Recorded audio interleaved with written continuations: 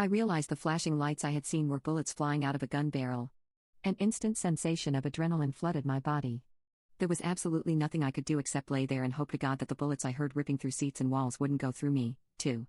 At one point, shrapnel hit my head, cutting off a good chunk of my hair, and as I reached for the spot to make sure it wasn't bleeding, hot pieces of metal fell into my hand.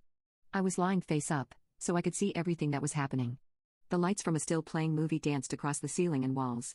My friends who I came with were on the floor with me. Our unfinished bucket of popcorn was spilled all across the floor. My friend Leo had his legs sticking out into the aisle because there wasn't enough room for him to hide completely behind the seats. At some point, my other friend Samantha's water bottle, which had been in the cup holder between our seats, exploded. Water splashed all over my face. The smell of gun smoke was overwhelming. Riot-grade tear gas made me cry and caused me to cough uncontrollably. There was another smell, too, the horrible metallic smell of blood that I'll never forget.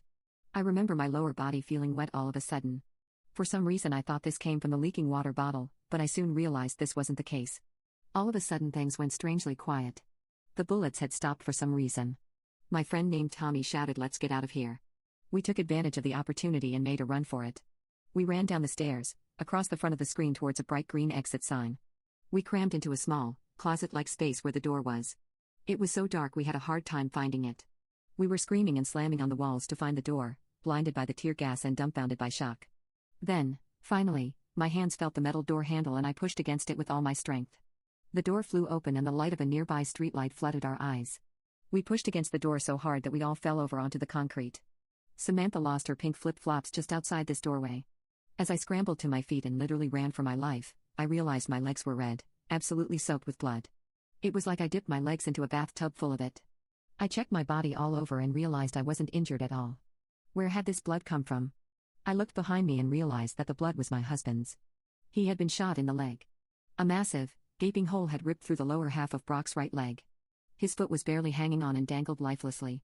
Leo and a young man I didn't recognize were carrying Brock because, after falling outside the door, he lost all his strength and he couldn't walk. I was completely shocked. I had no idea he had been injured, especially since he was right behind me the whole time and managed to escape the theater all by himself. How he did it on one foot, I'll never know. At this point I screamed. My scream was so loud that it alerted nearby construction workers. They carried Brock along the back sidewalk all the way to the end, where the corner of the building is. My husband then collapsed from exhaustion and pain, saying he couldn't move anymore. He lay down and a puddle of blood started to form beneath him.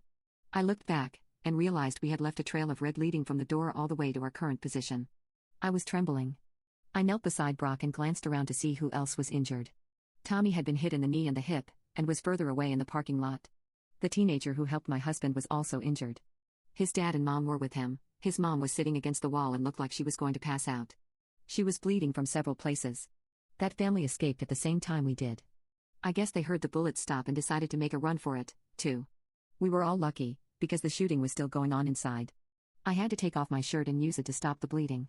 I'll never forget how lifeless and limp his leg felt, and I imagine that's what a dead body must feel like. I got red all over my hands and arms. The police showed up really, really fast.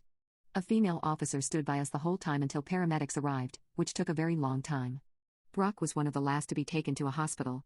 He was bleeding out for almost 20 minutes before an ambulance pulled up on the same street with the road work. At this point he had become almost unresponsive and was on the verge of unconsciousness. I wasn't able to go with him because there was another injured person in the ambulance, and it was too crowded. I wandered around to the front of the theater alone, unsure of where my friends had went. My blood-stained shirt and a pool of blood were left behind on the corner of that sidewalk. Walking through the crowds felt like a dream. I couldn't believe what just happened. People were in hysterics and crying. The whole parking lot was on lockdown, and we weren't going to be allowed to leave any time soon. It was around 2 a.m., so it was very dark outside. The flashing red and blue lights of what seemed like 100 police cars were blinding. I remember seeing a big police vehicle pull up that said something like Crime Scene Investigation Unit on it. I think that's when it really sank in and hit me. I started to get sick to my stomach and wanted to vomit, but somehow I was able to hold it back. Eventually, police started letting people leave.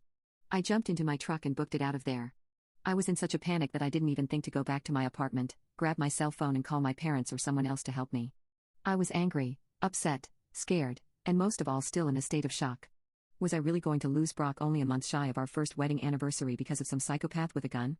Thankfully, by the time dawn rolled around I found the hospital he was treated in. I was so happy to be there, and the hospital staff were also welcoming and understanding. After making sure I wasn't injured as well, they let me wait in the ICU room that Brock would be placed in when he was done recovering from surgery.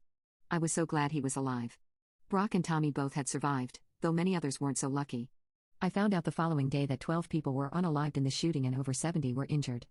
The little 5-year-old blonde girl with Down syndrome sitting in my row did not survive. She died in the theater no more than a few feet from us. She had been hit multiple times. A heartbroken police officer, who cried during his court testimony, tried unsuccessfully to save her by carrying her out of the theater and having her sent to a hospital.